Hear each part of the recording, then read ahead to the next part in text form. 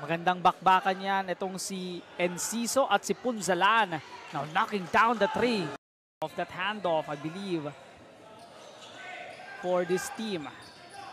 Punzalan from the parking lot. Yes, sir! Punzalan will have it. Shoots a three. Answers back. That is too strong. Tries to get his own miss. Nice fake. Punzalan will finish that one home. Has been leading his squad in the points department so far. Okay lang daw yun sa kanyang maraming sumusundot.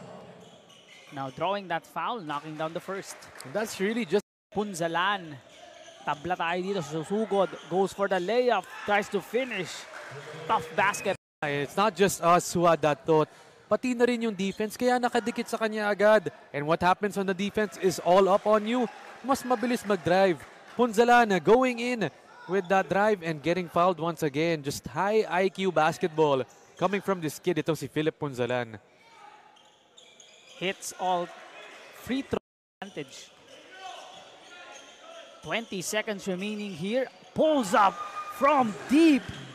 The ultimate green light. Earlier, you love how this kid, Philip Punzalan, is able to draw that contact, able to find his spot, and able to shoot it just at the right time. Baron, usually mga ganun, mga veteran na yung mga ganun na moves yung alam nila kung kailan nila i-shoot yung bola, kailan sila mambabangga. This kid, Philip Punzalan, sa third quarter natin. Punzalan thought about that three, decides to drive, gets the offensive rebound. What a fake! That shot, tries to go for that spin. Pulls up instead, knocks it down. Kontra kay Punzalan. Oo. Parang two of the best players matching up.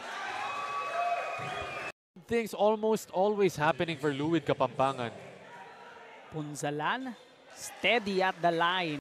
Even this fourth quarter, pero Baron, yung 3-point shot, hindi na nila binibigay ang Fusion Basketball. They're really just allowing Punzalan. They'd rather give the drive to Punzalan than let him take the outside shot. Kasi alam naman natin yung mga 3-pointers nito ni Philip Punzalan. Really bomb.